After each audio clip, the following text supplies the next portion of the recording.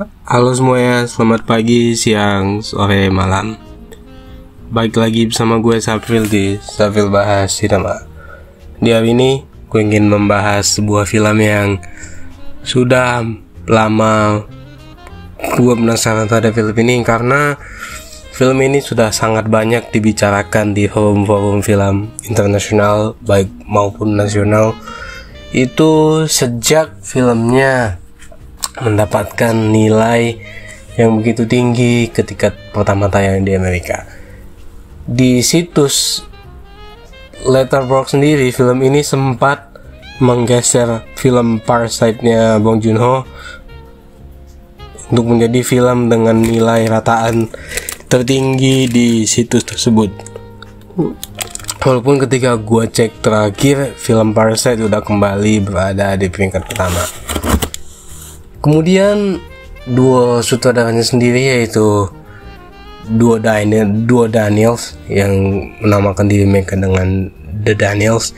Itu gue sempat nonton film mereka juga sebelumnya, itu Swiss Army Man. Itu adalah film yang gue cukup suka dengan filmnya. Film komedi absurd, awkward situation kayak gitu filmnya, tetapi bisa digabungin sama mereka untuk menjadi sebuah sajian yang juga memiliki nilai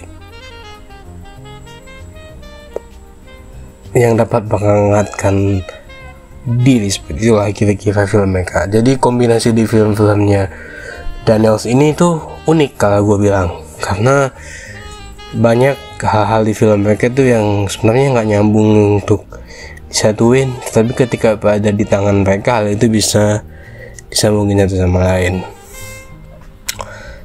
Film terbaru mereka ini itu Everything Everywhere All at Once. Itu juga adalah film yang dapat dikatakan adalah film yang sebenarnya banyak hal-hal yang awalnya gak nyambung untuk dinyambungin, tapi ketika sudah selesai digarap sama mereka dan sudah selesai disaksikan oleh kita, semuanya terasa nyambung aja sih.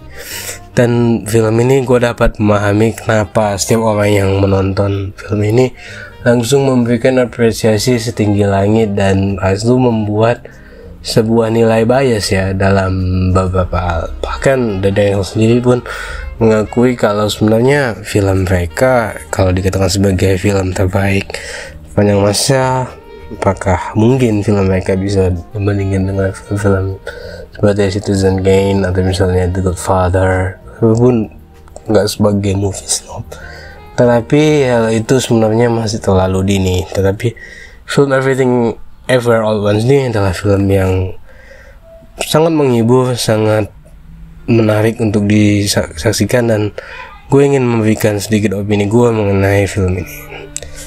Film ini adalah, gue bilang adalah puncak dari fanservice ya yang dapat disajikan oleh seorang filmmaker kepada para penyita film.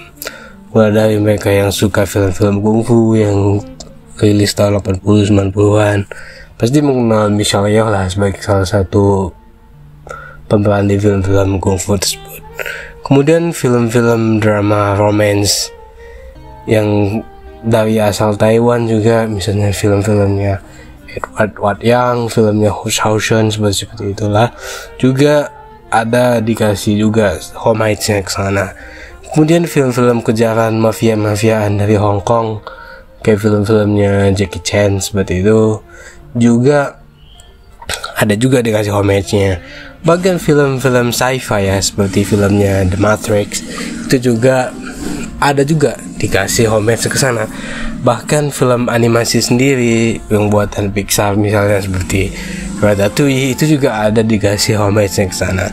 Apapun itu sebenarnya film ini dipenuhi dengan homage terhadap film-film ikonik, dan itulah yang salah satu alasannya menurut gue yang membuat Everything Everywhere All at Once ini dinilai begitu tinggi oleh orang yang sudah menontonnya.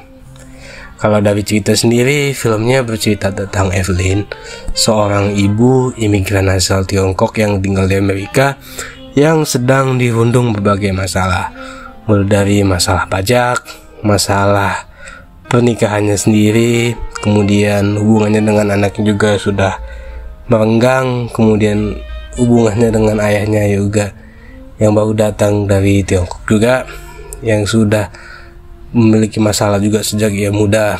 Kemudian ketika tahun baru Imlek itu ia sedang mempersiapkan acara di rumah, tapi di hari itu juga ia harus datang ke kantor pajak untuk membayar pajak. Dan disitulah kemudian masalah pun silih datang berganti.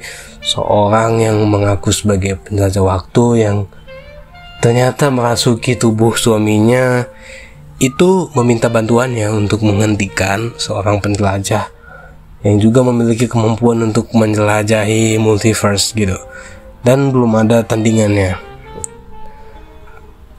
Orang itu mengatakan kalau hanya Evelyn lah yang bisa mengalahkan orang tersebut jika ia bisa memenuhi potensi terbaiknya. Dan itulah dari situlah kemudian Evelyn menggunakan kemampuannya di kehidupan yang lain.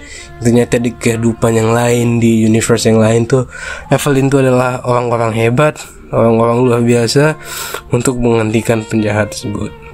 Di sepanjang durasi film ini itu banyak sekali mengeksplor banyak hal. Salah satu ya yang terutama adalah mengeksplor berbagai kehidupan yang dijalanin oleh Evelyn di berbagai universe lah.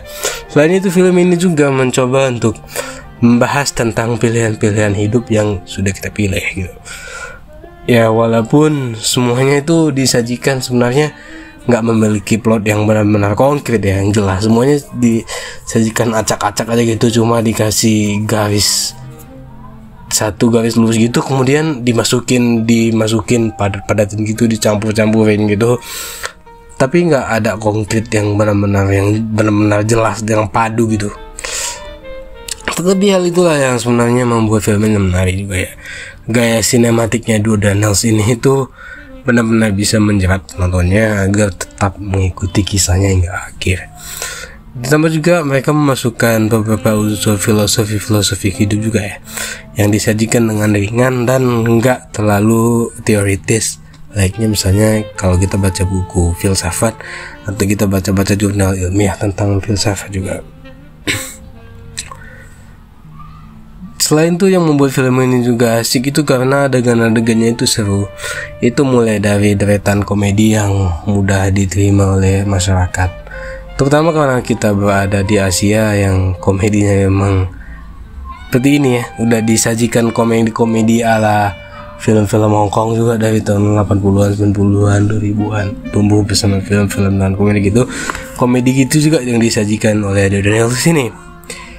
Kemudian juga ada banyak adegan aksi kungfu, bantam-bantaman yang koreografinya juga bagus banget dan asik banget juga. Ada lucu-lucuannya juga. Kemudian yang juga ada drama keluarga ala keluarga Asia yang juga disajikan juga di sini, yang ya gampang juga lah masuk ke tiap lapisan penontonnya, terutama untuk yang berada di Asia. Intinya sih gue mengatakan kalau film ini adalah film yang sangat mudah dinikmati. Kalau istilahnya orang bilang film popcorn, sama sekali film ini nggak mencoba untuk art house. Like misalnya film ini diproduksi oleh A24 ya, yang sebenarnya itu adalah studio indie. Dan kalau dulu film-film A24 itu kenal dengan film-filmnya yang art house banget, seperti The Witch misalnya atau Room. Itu film-film awal mereka sih. Tapi ketika semakin kesini A24 ini sebenarnya udah mulai mencoba pasar yang lebih komersial sih. Seperti kemarin mereka kolaborasi dengan HBO membuat series Euphoria dan kemudian membuat film ini juga. Dan gue juga melihat beberapa project mereka yang lain juga, mereka udah mencoba untuk lebih komersial lagi dan nggak seharus di awal-awal dulu lagi. Walaupun gitu kita nggak bisa mengatakan film ini juga sebagai film blockbuster ya, karena film blockbuster itu kan adalah film yang memiliki budget besar ya. Film ini budgetnya standar lah, gue lupa berapa angkanya, tapi nggak blockbuster misalnya kayak film-film yang kayak The Northman-nya Robert Eggers itu adalah blockbuster, tapi budgetnya ini nggak sebesar The Northman-nya Robert Eggers lah misalnya. Tapi ini it's a popcorn, independent popcorn movie lah kalau kita bilang gitu, indie popcorn movie. Kemudian yang juga gue ingin puji di sini itu adalah masalah editingnya. Bagi gue editing itu adalah sebuah kunci kesuksesan dari sebuah film, karena di sinilah adegan-adegannya itu kan dijahit dengan satu sama lain agar sinkron dan dapat dinikmatin gitu. Dan gue harus mengatakan kalau gue mengacungi jempol banget untuk editing film ini, yang bagi gue itu benar-benar kreatif, menggabungkan gambar-gambar yang sebenarnya itu benar-benar berbeda ya, distinktif banget, tetapi dijahit oleh editornya itu udah sangat baik ya. Kalau nggak ada editornya sih, pengalaman dan intensitas yang diberikan film ini akan berkurang drastis. Gue yakin banget kalau tanpa sang editor itu berkurang drastis lah pengalaman yang disajikan oleh film ini. Performa juga menurut gue sangat krusial untuk film, karena performa adalah salah yang kita saksikan, dan kita menyaksikan film itu satunya karena aktornya gitu. Dan performa Michelle Yeoh di sini juga itu krusial banget untuk filmnya. Performanya itu kuat banget, dia bisa melucu, dia bisa melakukan adegan aksi, dia bisa melakukan adegan drama. Ya, film ini juga dapat disebut sih sebagai sebuah penghormatan terhadap karirnya selama ini, yang dia udahlah melanglang buana dari mana ke mana gitu, dari sinema Tiongkok daratan, Taiwan lah, Hong Kong lah, sampai ke Hollywood dah, kemana-mana lah pokoknya. Ini adalah sebuah penghormatan untuk karirnya. Ia benar-benar tampil kuat di sini dan berhasil mengisi tiap detik performanya di sini, dan hampir nggak pernah mengendur. Alih-alih harus dikatakan kalau penampilannya itu malahan terus meningkat setiap detiknya, sampai akhir itu semakin lama semakin bagus. Wajar rasanya lah kalau kita sebagai penonton ingin dan berharap kalau ia akan mendapatkan rekognisi yang layak. Semuanya di sini Stephanie Hsu juga tampil cukup perhatian. Ini adalah performanya yang disebut adalah performa breakthrough, performanya yang dapat meningkatkan karirnya lebih tinggi lagi. Dia sempat tampil di Shang-Chi juga ya, film Marvel tahun lalu, walaupun perannya masih sangat kecil, dan di sinilah ia benar-benar juga lebih banyak tampil dan lebih banyak dipuji-puji gitu. Ko Ho-chan itu juga tampilnya bagus dalam sebuah role yang sebenarnya gue lihat ini benar-benar sangat cocok untuk Jackie Chan. Dan setelah gue cari-cari juga, memang awalnya karakter yang dimainin sama Ko Ho-chan itu memang dibentuk untuk Jackie Chan. Tapi kemudian Jackie Chan menolak karakternya. Setelah film ini tayang dan sukses, ya kita tahu Michelle Yeoh dan Jackie Chan tuh kan udah sohiban lama ya, sejak mereka juga sering main di film-film Hong Kong dulu dan 90-an, dan sekarang ya sering dibercandain lah sama Michelle Yeoh kalau si Jackie Chan, ya lu sih nggak mau main di filmnya. Jadi ya kita nggak tahu juga responnya Jackie Chan. Tapi sebenarnya gue melihat kalau misalnya Jackie Chan yang main, ini makin gokil sih filmnya. Tapi ya Ko Ho-chan juga udah tampil sangat bagus, dan dia juga wajib mendapatkan pujian.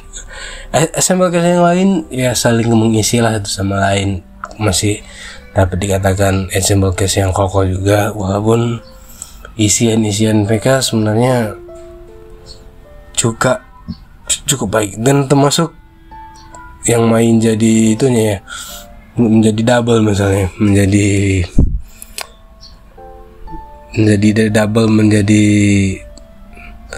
itu juga tampil sangat baik. Dan sampai kepada kesimpulan tuh, bagi gue sendiri Everything Ever All at Once adalah film yang sebenarnya menggabungkan berbagai genre ya, action, komedi, drama, sci-fi, banyaklah genre yang dibuat di sini, dan hal itu disajikan dalam sesuatu yang begitu menghibur dan gampang banget untuk dicerna oleh berbagai pihak.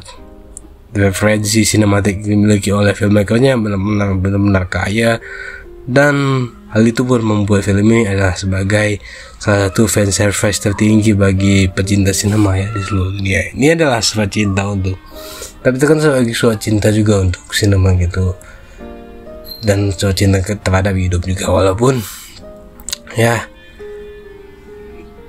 susah lah untuk mengatakan apapun hal yang buruk tentang film ini, walaupun gue kadang juga tetap merasakan ada hit and miss, ada kekurangan, tetapi gue nggak mau terlalu pun untuk membahasnya terlalu detail gitu untuk menjatuhkan filmnya. Oke. Ini adalah film yang bagus, like ditonton. Kalian bisa tontonnya di VOD. Ini udah tayang di VOD gitu. Sayang banget sih filmnya nggak bisa tayang di bioskop. Walaupun kemarin ada yang ngetis juga sih disebut mulai ini bioskop, tapi sampai sekarang belum ada kabar gitu. Kalau film tayang di bioskop ya gue pasti pengen nonton sih sekali lagi filmnya di bioskop. Ya sekian dari gue. Jangan lupa like, comment, subscribe kalau kalian suka dengan video ini. Dan kalau kalian mendapatkan sesuatu dari video ini, gue Sarfil. See you, bye bye. Sampai jumpa, adios.